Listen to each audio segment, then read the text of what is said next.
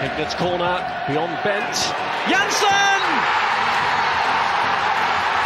And Blackburn Rovers are 18 minutes away from a Premiership return.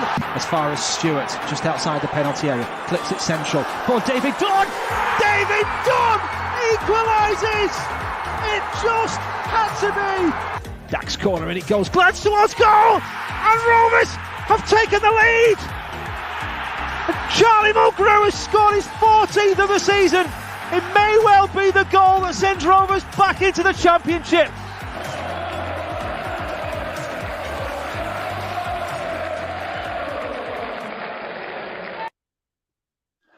Good evening, Rovers fans, and welcome to another edition of On the Other Side with me, Ryan Hildred from Rovers Chat.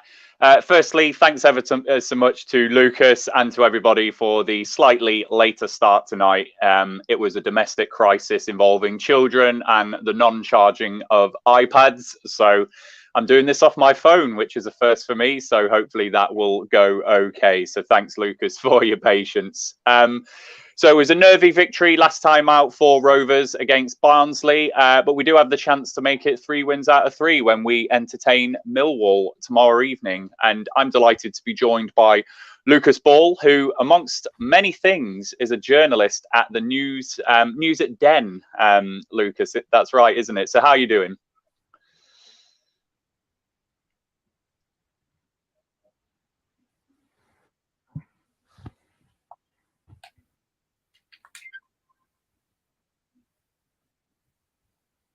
Have we lost Lucas? Or have you lost me? Yeah, good, Ryan. Nice to join you and glad to be on. Excellent. Can you hear me okay, Lucas? It's just delaying at my end. I don't know if Rovers fans can just comment. Is it me delaying or is it Lucas delaying? That will help. Very in keeping with this evening, actually, so I'm not surprised we're having a few technical difficulties.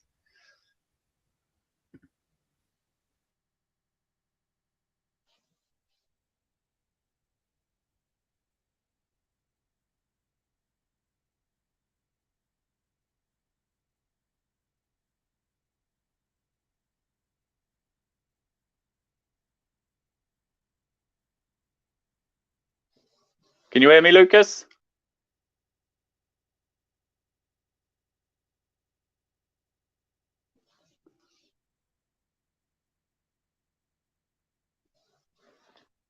Thanks, Rovers fans, for the comments. So I think it's your end, Lucas. We'll try and make some contact with Lucas. I think we've lost him, actually. Here we go. Is he back? We got you back, Lucas. Yeah, I think so. Not sure what happened there. I think my Wi-Fi just had a meltdown at exactly the wrong time. Don't worry. As I say, we are delayed because of my own domestic crisis. So at least it happens to the best of us. Hey, we've got you now. So that's the good thing. Do you know what? Just absolutely caps off my day today. We'll cope. We're true professionals, Lucas. It happens. So we'll carry on in the right spirit. So I did ask you how you are, Lucas. How are you doing, mate? Yeah, good. Just keeping well.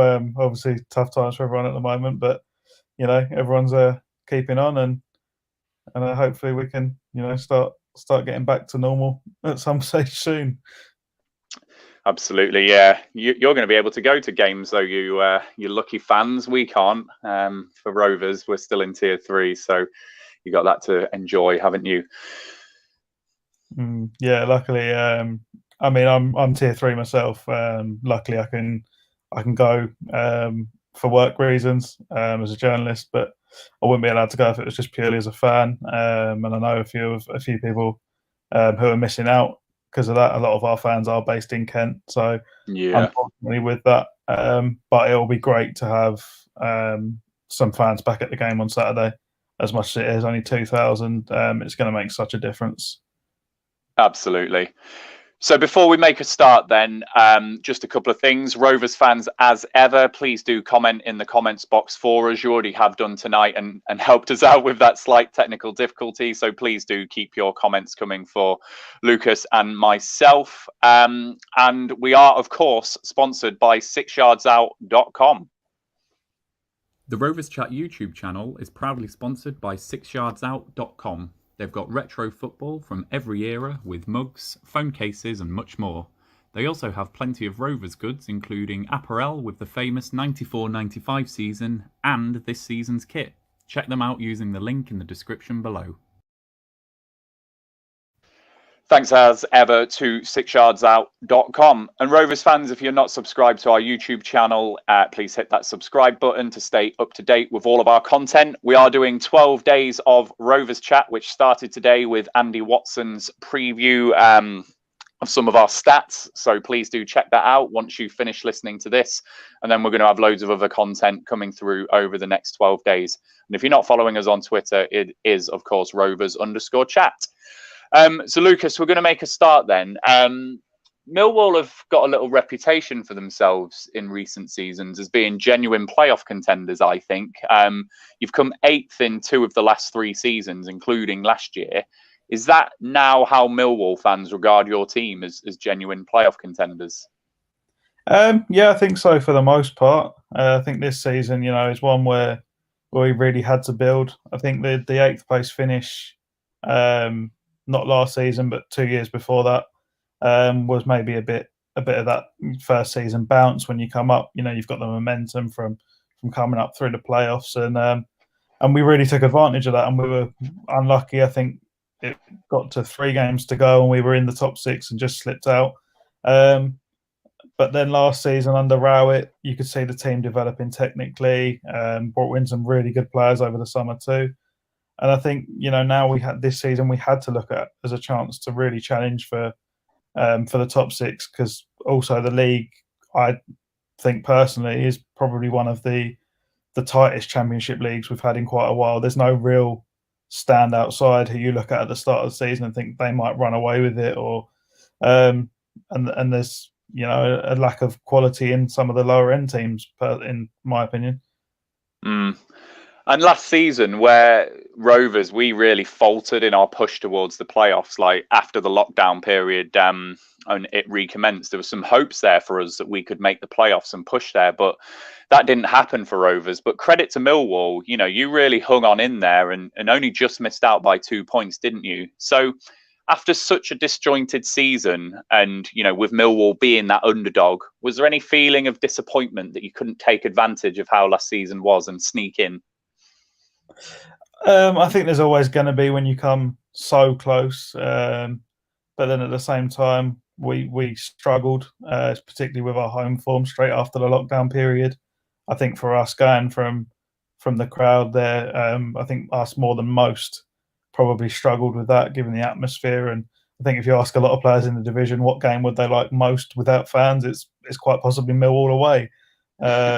Some thrive on the atmosphere, but there's others who we know certainly don't enjoy it quite so much. So yeah, there's always that little bit of disappointment, definitely. But I suppose especially when you look at a couple of the results, like losing 4-3 to QPR at Loftus Road, second to last game, was inexplicable after how good we'd been defensively for so long throughout the season. And but then it's just about resetting in that summer period, rebuilding a little, not so much rebuilding, just adding little bits of quality to the squad where we could.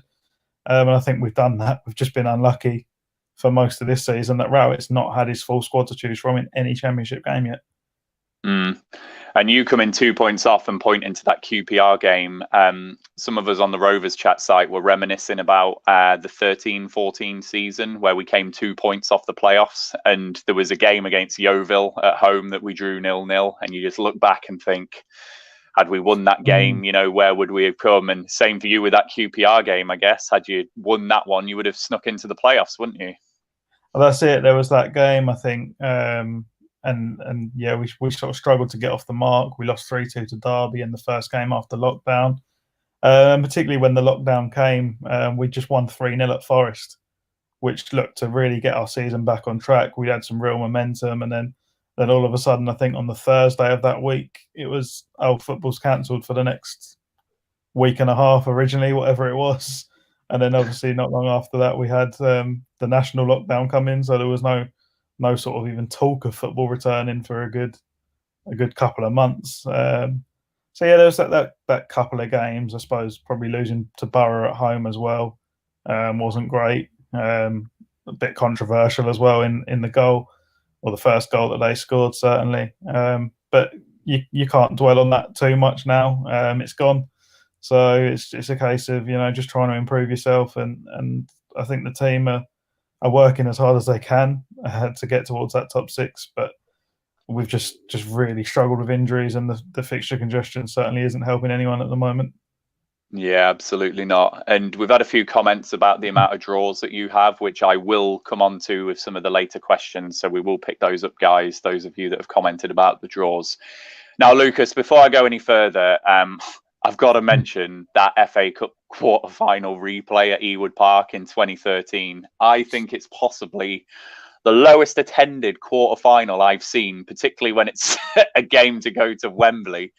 It was a dreadful game for Rovers, and Danny Shittu got the winner, and you went to Wembley. What's your recollection of that game? Because it's just a horror show for Rovers. Oh yeah, it wasn't the best. I remember watching it on TV.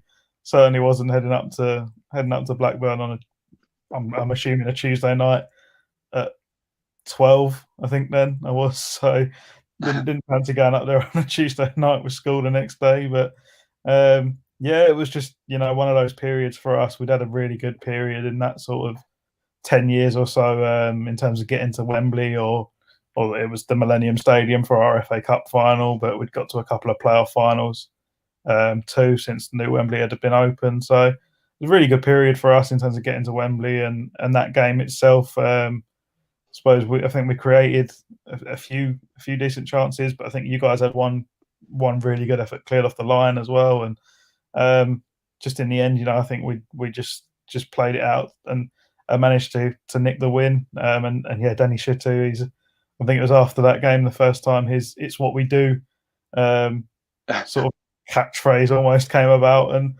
that's sort of gone down with Millwall fans ever since, and we always remember that.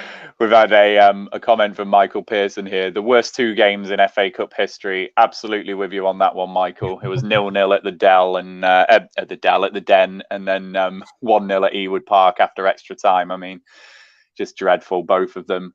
So if we come back onto this season then, Lucas, in Gary Rowett, you've got a manager that I think comes with a certain degree of pedigree, but actually he's only arguably had success at Burton and then at Birmingham before he got inexplicably removed from that job for some reason. I don't know why. What is the Millwall view on Gary Rowett, particularly following a club legend like Neil Harris? Yeah, I think Gary's done a really good job since he came in. His pedigree, yeah, I mean, but Burton, he did phenomenally well. Birmingham, as you say, inexplicably lost his job, and the run they went on thereafter just proved how good a job he was doing to keep them within touching distance of the playoffs. I think at Derby, he's maybe a little bit harshly judged. Got them to the playoffs, and okay, they lost in the playoffs, but he did okay to get them there, and then obviously left for Stoke, which wasn't his most successful period, but he's rebuilt with us, rebuilt his reputation to an extent as well, and certainly made us a lot more. I suppose we're less tactically naive as a whole. We can play a variety of systems better, and we actually play to the system. It's not like sometimes under Harris, as much as he is a club legend, we could maybe change formation, but we'd still pretty much play long ball. So we could go to a 5-2-3 or a 5-3-2, but it'd still be, let's get the centre backs to lump it up to the forwards, and then hope for the best and play off the second balls. So removing some of that tactical naivety has certainly been a key thing under Rowett, and we're a lot more defensively solid. I think only 2 teams have conceded less than us so far this season in the league. But we just need to find that balance really now between our defence and attack, because I think Adam Armstrong scored more than we have as an entire team in the Championship, which is slightly concerning heading into tomorrow's game. That's a fantastic stat that I hadn't quite absorbed into my head, but yeah, that is true, because I've seen that you've scored 12 this season and he's got 13. So that's a great stat there from Lucas for Rovers fans. Thank you for that one.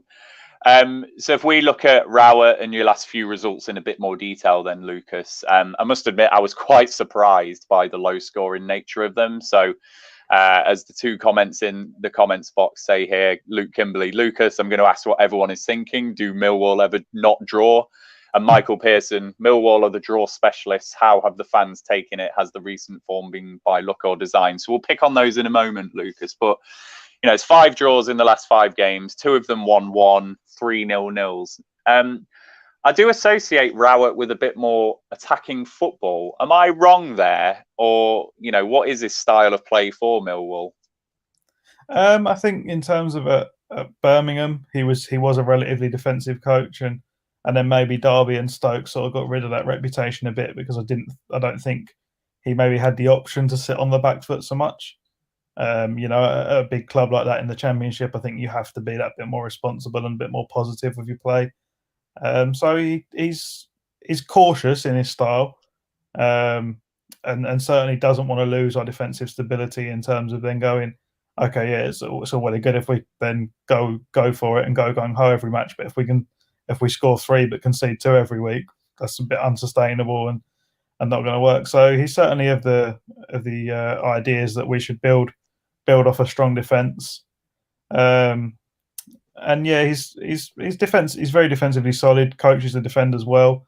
You can tell they're well drilled, but then at the same time, the defenders have also really improved in terms of their, not so much necessarily their distinctive attacking output, because Cooper was scoring more goals arguably under Harris. But in terms of their actual play on the ball, they're a lot more technically astute now. Cooper dribbles out with it from the back, and you're not there now sat there thinking, no, he's going to lose it in a minute every single time. Whereas he's actually grown quite well on the ball and got into the box a few times in open play, which isn't something you'd associate so much with a 6'6" centre half. But I think he scored away at Charlton from it last season. Managed to get on the end of a rebound from a shot in the 6-yard box. So he's got forward to good effect. And we've the centre halves on either side of the back 3 have certainly improved hugely in that regard. It's just now, yeah, as I say, just to find that balance a little bit more in terms of, can we go and score a few more goals to turn some of those draws into wins. Yeah, indeed. And then if we look at the start overall, you're 12th on 20 points. It's 4 wins, 8 draws, which has been referenced, and just the 2 games lost. And that's level with the top 4 in this division for games lost. So I think you've referenced it there and already answered, are we looking at a side that first and foremost is very hard to beat and you're set up not to lose? And then just to draw on Michael's question that he asked, Michael Pearson's, are the fans ultimately happy with that approach? Yeah, I mean, we're definitely a hard side to beat. The fans being happy with that approach, I think you're always happy not to lose games. Especially happy, with the draw. I don't think you can ever complain too much at a draw and a clean sheet away from home. There's got to be certain places in the league. Obviously, you look to go and win. I think we changed. I think we've only played a back 4 in about 3 of Rowett's away games since he took over. And we played a back 4 at Wickham away. You've got to go to places like that, I think, in this league and look to win more. If we'd have gone and played a back 5 somewhere like that, it would have been this is a bit too defensive. So yeah, it's definitely by design that we are really defensively stable. Whether all the fans are happy with it, the style, I'm not sure. I think a lot of them accept that we are missing a number of forward players at the moment who are our most impactful players and the ones most likely to turn some of those draws into wins on the break. So it's hard to judge. There are certainly some who'd like to see a little bit of a shift to more attacking football, but I think overall everyone appreciates the job that Gary's done since he came in, and you can't complain too much at that. Yeah, and turning those draws into wins. If I think about Gary Bogey's season that we referenced there, the 13-14 season, and then there's possibly been a season under Mowbray as well. It's turning those draws into wins, which has been Rovers' Achilles heel in the past. With what you've said about injuries there, do you want to see more endeavour to try and win games? Because, we have said it's just the 12 goals scored in 14 games, but only the 10 conceded. Where do you sit? Are you going to wait for those injuries to resolve themselves and you've got something that feels like a stronger side, or do you want to see more endeavour now? I'd like to see a little bit more endeavour. You've got to be responsible defensively at the same time, but games like Saturdays away at Birmingham, we're sort of sat there. It looked like waiting for something to happen at times, and yeah, we had maybe a couple of half chances, but nothing really more than that. And I think Birmingham, that they're not going to suddenly get to the 80th minute under Karanka and then start launching bodies forward. It's not Karanka. It's not what he would do. So for us to have shown a little bit more endeavour in games like that would have been nice. Sheffield Wednesday away, maybe the same, and perhaps Reading, because Reading didn't cause us too many problems at all. I think they were low on confidence because they'd lost 4 in a row going into that game. I can understand at places like Norwich being defensive throughout or more defensive throughout, and then not suddenly getting towards the end of the game and launching players forward. That's probably going to cost you the game against a team like Norwich. But against some of the other sides, it'd be nice just to see that a little bit more. And even perhaps, as much as we have got injuries, we've got someone like Tyler Berry on the bench who has played a few first team games for Wimbledon a couple of seasons ago, but he's an unknown quantity in the Championship. But we know he's got some raw pace.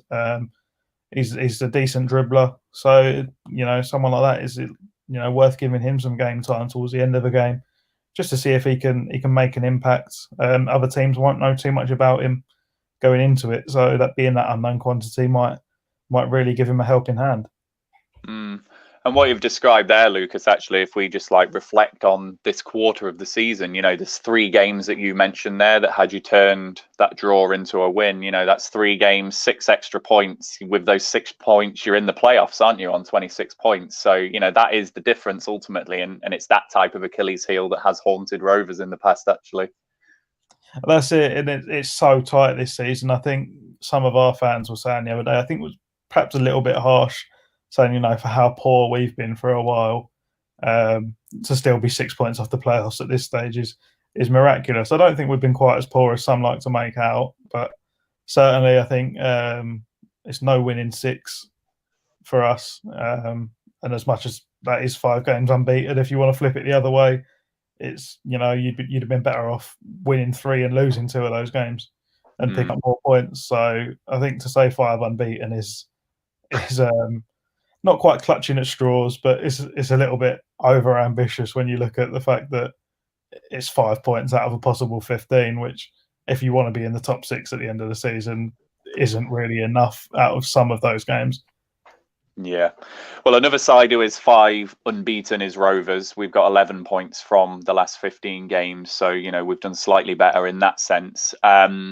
So you've probably answered this question actually with a lot of what you've discussed already. We've got Rovers here who have struck a little bit of form. As I say, 11 points from the last 15. We're the top goal scorers in the league. How do you think Millwall are going to approach this game? Are you going to come and frustrate Rovers and try and sit back and contain us, or are we going to see something completely different? Are you going to open up a little bit? How's this game looking from your perspective? I mean, I'd love to say we're going to go 4-4-2 and go all guns blazing, but I really can't see it. I'd be very surprised if it's anything other than the 5-2-3, which has seen us pretty well for the most part. Likely to be a back 5. We'll look to firstly be strong defensively and then see if we can nick something on the counter. Hope if we can frustrate you guys, then maybe look towards probably 70th minute onwards to try and nick something late on and on the counter, if you guys are pushing bodies forward late on to try and get that winner. If we can take something at the other end, it just depends who's available in those forward areas too, because the only real driving force in those wide areas at the moment is going to be Jed Wallace, who is going to be fatigued at this point. He's played most minutes in the league so far this season, and he's been the main attacking output for us. So it's been tough for him because he's almost a one-man show up there as well, with no Mahoney, no Bennett, and then the players who've been filling in out wide often have been strikers moved out wide out of necessity.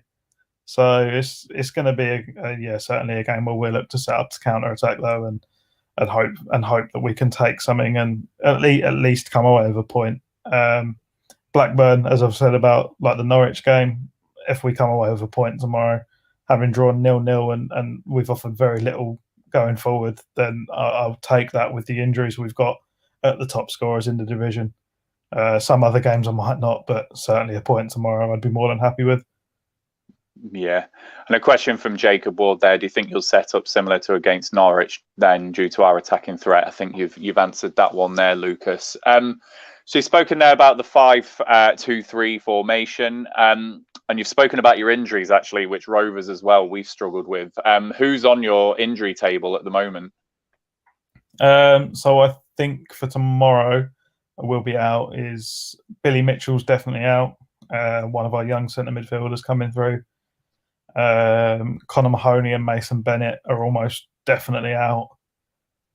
Marlon Romeo is a doubt as well, and he's our only out and out right back or right wing back. So that means someone else is going to have to fit in there if he's not fit.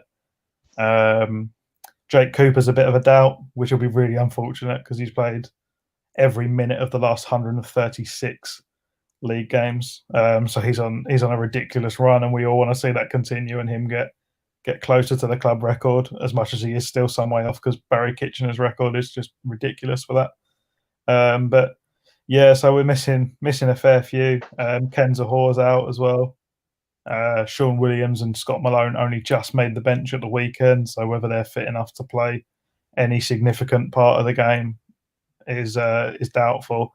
And the same goes with that for Tom Bradshaw. I think he got about 10 minutes at the weekend, but he was barely fit enough to play that 10 minutes. So it's a real struggle for us at the moment. And I think even naming 20 players in the squad is a bit of an issue without putting sort of 3 or 4 members of the under-23s in.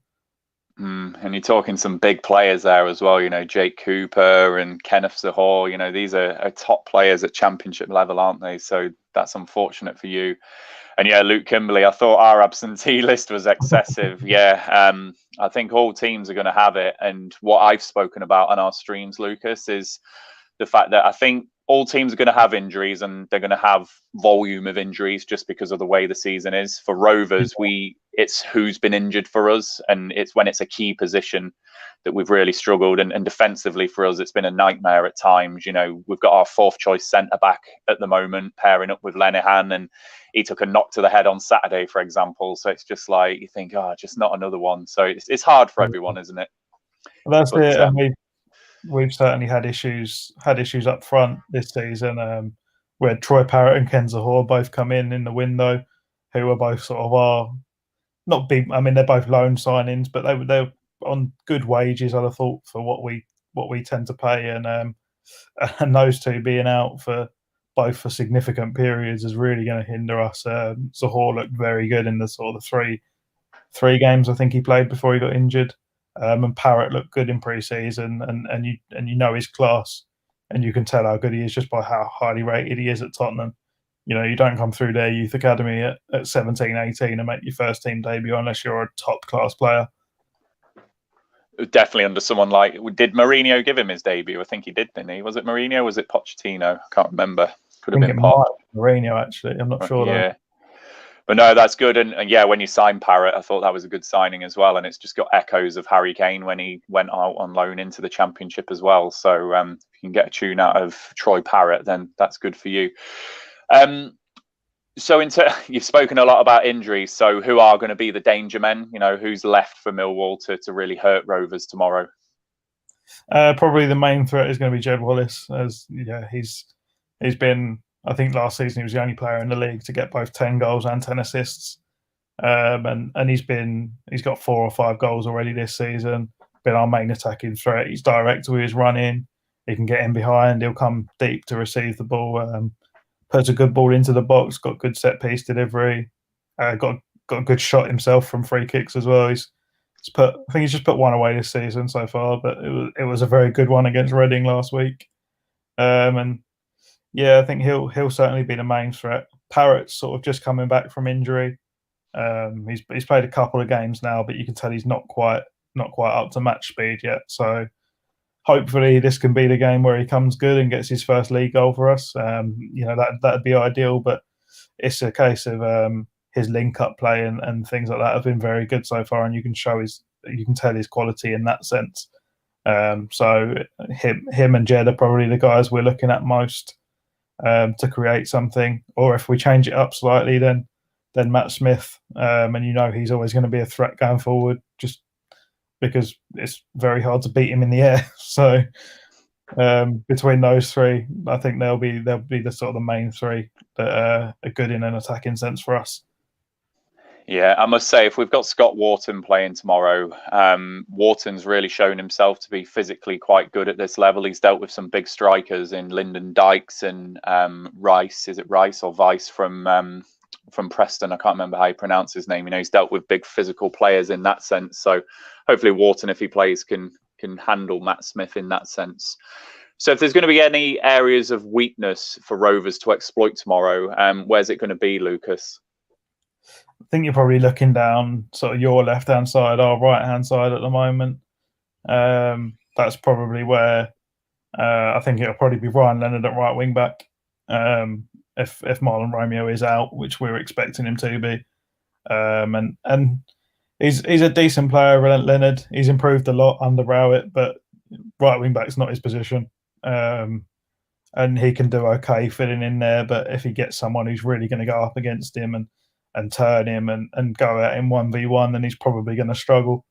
So I'm not necessarily looking forward to anyone directly running at him and taking him on all the time, because I think that will cause problems for him. So he's going to be reliant on probably someone else helping him out at times, which then obviously creates space elsewhere. So probably that area most.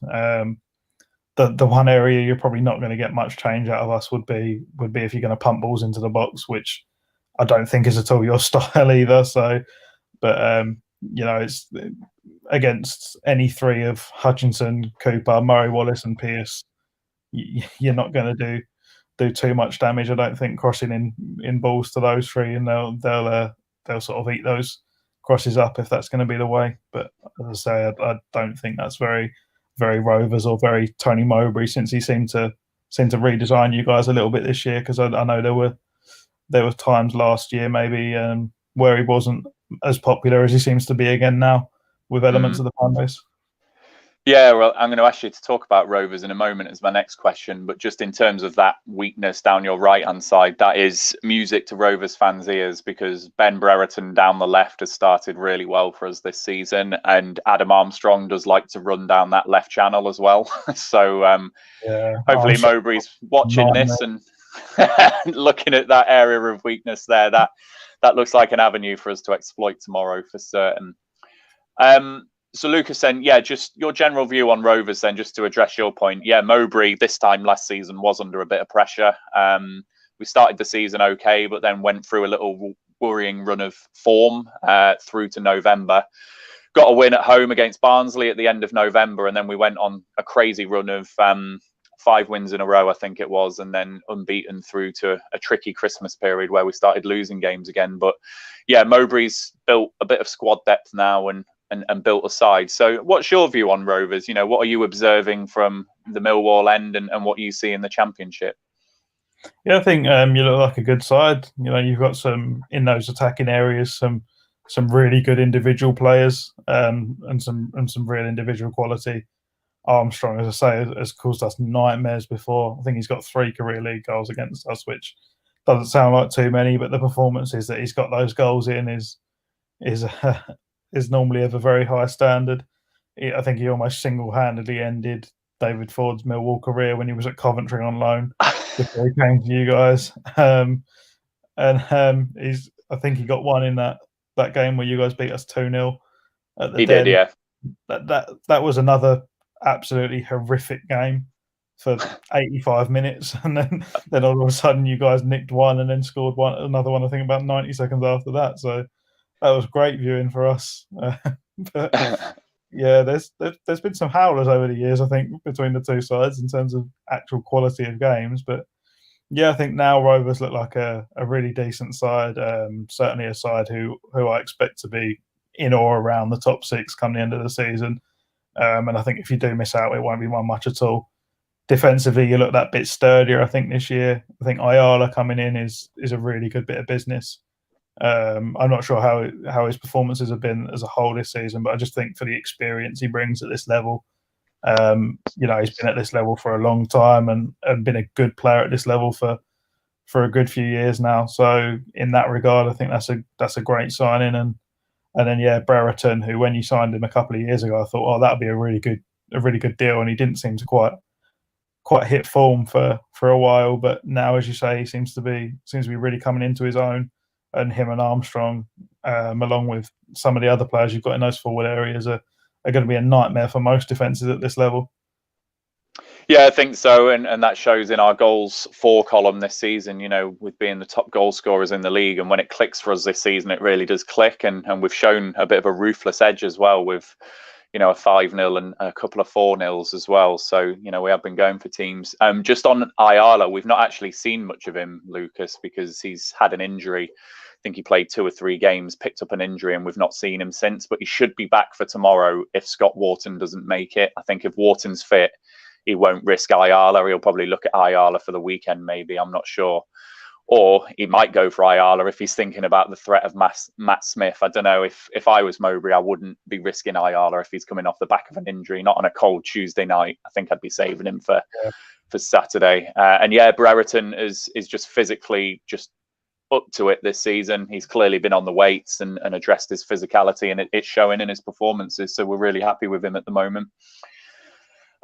So on this part of the show, Lucas, I like to just look at links between the two clubs, and there's 2 main links that I found, which have been also picked up in the comments. So I'll just make sure that I do a shout out to Mark Whittle, who's asked, how was Connor Mahoney? How's he been since at Millwall? Good signing. So we'll pick that up in a moment. But yeah, Connor Mahoney, he was a beacon of hope in our relegation season, actually, Lucas, in that 16-17 season when we went down. He was making that breakthrough, came on in a few games, looked really exciting in a midfield that didn't really get forward or excite too much. So, we were really excited by him at that point. And then we got relegated, and you're thinking, right, he's the perfect player to cut his teeth now at League One level. But ultimately, he left us for Bournemouth and didn't play a game for them. And he's found his way back into the Championship via a different route to Rovers. So what's the Millwall view on Connor Mahoney? Is he still that skillful winger that we saw? Or, I've looked at him. It looks like he's had a bit of a growth spurt since, I saw him at Rovers. He looks a bit more of a physical player. What's your view on him? I like him as a player. I think you can tell he's got that real quality about him, and certainly got a player with a high ceiling. His delivery is very good, and when he's on form, he's up there for us and one of our better players for sure. The issue for us has been getting him to produce that on a consistent basis. He's not been consistent at all since he signed. It's been really unfortunate because he's really shown glimpses at times of that real quality. But I think he's only started sort of 3 or 4 league games in a row, maybe once or twice. So it's getting him to consistently produce, and Rowett certainly was very wary, I think, when he first came in about his defensive contribution. Jed Wallace gets back well and certainly helps out when he has to. Mason Bennett does the same, and Shane Ferguson will do if he plays in that wide forward role. Mahoney didn't show that he could do that so much early on, which I think certainly worried Rowett, and I think that was another reason why we didn't see so much of him. But it's just one of those where got to try and get some more consistency out of him, because he's got that real quality, and you can tell he could score goals and get plenty of assists at this level. So yeah, it's just one of those where I think he'll come good. I hope, and I really think he will. Some fans are a little bit split on him because of that inconsistency, and I think some maybe just because we're a little bit old-fashioned in that sense. Some maybe question his commitment in that sense, but I really don't think his commitment's an issue. I think it's just he's found it hard to produce on a consistent basis since he moved here, which is unfortunate for both player and club. So I'm going to say, unfortunately, he's injured for this one. I think he managed to pull his quad muscle taking a corner in training. A really innocuous injury, Rowett said. Looked like he'd barely done anything, and then they did a scan on it, and I think he'd got like a mild tear in his quad just from taking set pieces at the end of training. So, because he was meant to be starting against think it was against Cardiff. He was going to start, and then that happened in training on the Friday. So been really unfortunate for him in that sense. But hopefully, he can get back to fitness soon and then show us what he's about again. Well, I'm a superstitious Rovers fan, so I'm delighted if he's not playing, because that's just written in the stars that he's going to score past us. But yeah, the split that you mentioned on Mahoney there's actually a split in the Rovers fans as well, I think. Some Rovers fans are annoyed at the terms in which he left us, and the fact that we'd been relegated and he could have played his part in doing that. But obviously, when a Premier League club in Bournemouth at the time come calling, then you're going to take that move, aren't you? So there is a little bit of a sour taste there, but I think everyone agrees on the fact that he's got a lot of raw talent. And I think it would have been nice had he maybe been loaned to us from Bournemouth or played his part in that League One season. I don't know what was possible at the time, but yeah, it's a shame we never saw more of him at Rovers, because he was a player who did excite me when he was at us for that, or made the breakthrough into the team for that short period of time. It would have been nice to see more of him. So the other link that we have got between the two clubs, so we will give a shout out to Autumn Penkridge for this one, is Frankie Fielding.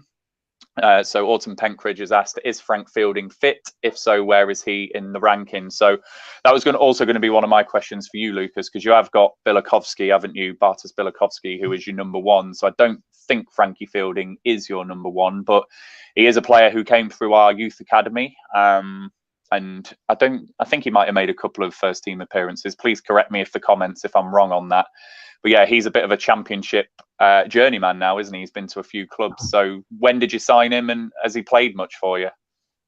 Yeah, so I'd say he's a bit of a journeyman at this point, but certainly I think a good body to have around the squad for us. We picked him up on a free last summer, actually, so he's been with us for sort of 15 months now, I'd say. 16 maybe, that sort of period. He was the number one at the start of last season. I don't think he'd have lasted long in that shirt, because I think it was more just the fact that we signed Bielkowski quite late in the window, and only a few days before the first game of the season. So I don't think Harris wanted to put him in straight away. But he was really unfortunate.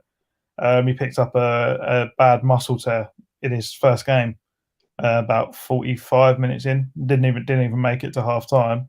That put him out till sort of December, January.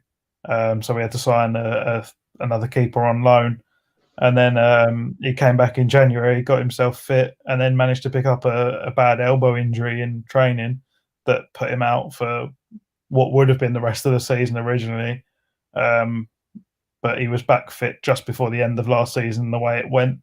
In the end, back fit by sort of June, July, and he's just not played much football at all. I think that was the only game he started for us as a club. He's made a few under-23s appearances since he came back, but not managed to. We didn't go far enough in the Carabao Cup really for him to get game time by the time he was back fully fit, having played a couple of games. So I think the FA Cup, if we can get a little run together, that'll be his chance for some first team football and to show what he's about. But it's hard for us to judge, really, because he's not played much at all since he's been here. Yeah, and I was thinking about the FA Cup yesterday after the draw. That third round is going to be so disrespected, particularly by the Championship clubs, and not, purposely disrespected by Championship teams, but off the back of those 12 games between, last weekend and by the time we do get to the start of January, all Championship clubs would have had 12 games. Some of the sides I think we're going to see in the third round are just going to be completely unrecognisable, aren't they? With, people being rested and injuries that inevitably will have happened over Christmas. So it is a shame, I think, but I think there's going to be a lot of youth activity in those games, unfortunately. But, good for both teams, I think, to blood some youngsters. And if Millwall have got other youngsters, I'm sure you'll do that. Is it Boreham Wood you've got? You'll do that against those, won't you? Yeah. Yeah, Boreham Wood away. So maybe good for the youngsters to play their part there. So Rovers fans, we're moving to the end of the show. So please do hit us with your predictions on how you think the game is going to go and what the score will be based on what insight Lucas has given us tonight. There is just one more link I'm going to ask you about in the meantime, Lucas. Lee B 1989 has said Ben Marshall. What happened to Ben Marshall? Because I saw this joke thing, I think, on Facebook that he signed for a Sunday League club or something. So what actually happened with Ben Marshall? Yeah, so we all saw that come out last summer, and we were all extremely confused, just as much as I think you would have been when you saw it. But yeah, so he came to us on loan in what would it have been 2017-18, and was really good. One of our best players from that run that we went on when we ended up coming so close to the playoffs. He was unbelievable. He was putting brilliant crosses in week after week, getting a few assists, popping up with a couple of goals, scored our goal of the season as well.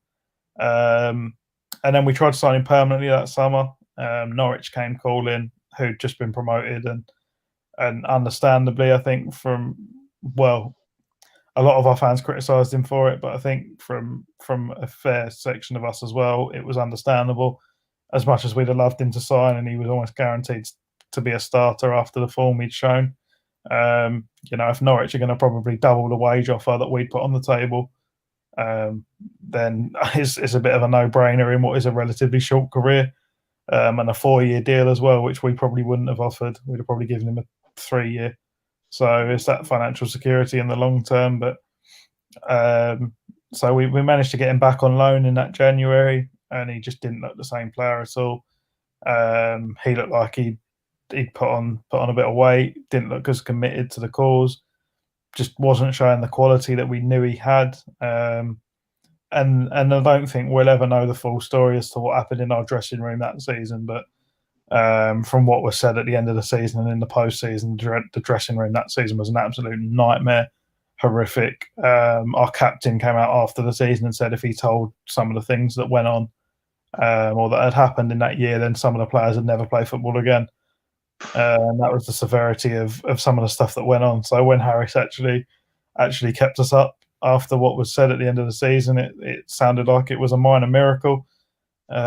So we were lucky to still be in the division, I think. And Marshall was, by the sounds of it, one of those who had issues with that and was involved in some kind of trouble. And I think that might be the reason as well why Norwich paid his contract up at the end of that season.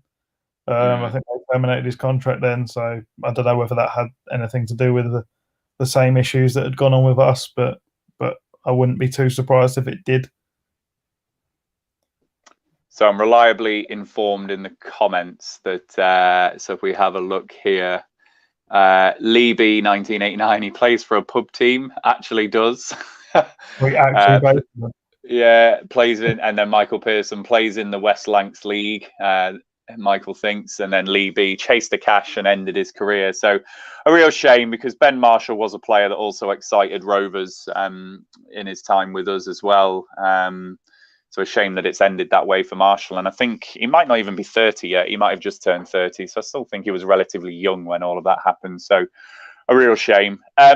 So Lucas, I'm going to ask you for your predictions. So Rovers fans watching, if you've not predicted the score yet, please do. I will read them all out in a moment. I can see that we have had a few. So Lucas, how do you think the game's going to go, and what is your score prediction? Well, I definitely think we'll look to be strong in that 5-2-3, and I look to counter attack you. Unfortunately, I can't see us holding you guys off for the whole game. I can't see us keeping a clean sheet tomorrow as good as we have been defensively. Just think you guys are going to have too much about you, particularly if Leonard has to play at right wing back, unfortunately. So I think we're looking at probably a defeat, unfortunately, for this one. I'm going to say 2-1 Rovers. I'm hoping that we can nick a goal on the counter attack. But yeah, I can't see us coming away with anything from Ewood Park tomorrow. There we go. Gremlin strike again. It's been an evening of gremlins on the internet, I tell you. So sorry, I missed your score prediction because it booted me out. So what did you say? Sorry, Lucas. So I went for 2-1 Rovers. You gone 2-1 Rovers? You're the first fan. Although Andy last week, Barnsley predicted a Barnsley. I think he predicted we would win. So I think you're the second fan in a row to predict a loss. I think most others have been quite confident against us. So I mean, it's going to end up being a high-scoring game if we think it's going to be a low-scoring one. But I just think, you are going to come and sit. And if you're saying it's 5 at the back, you're going to try and contain us. And some teams have had some joy with that for Rovers against Rovers this season. Nottingham Forest got a 1-0 win against us. Cardiff drew 0-0 against us. Middlesbrough drew 0-0 against us. And I think your record this season is pointing to a low-scoring game. But I'm going to fancy us with confidence flowing through the veins to nick it 1-0. And I'm even going to say it's going to be a penalty. It might not even be from open play. It will just be a 1-0 penalty. I think we'll just scrape it. But I think it's just going to be echoes of that game again, that FA Cup tie, isn't it? A very low-scoring affair. Right, so I'm going to go back into everyone's comments. Now it's let me back into here. So we have got Alexander Haben also thinks a 1-0 Rovers win. Michael Pearson, twitchy 1-0 Rovers win. So yeah, you're thinking along my lines. By remotes, Rovers 2, Millwall 0. Lee B, 1989, 7-2. I am in first. Kevin Bradshaw, tight 2-1 Rovers. Ben Smith, 1-0 Rovers. Dan Woods, 2-7. Oh, he's predicting a 7-2 Millwall win.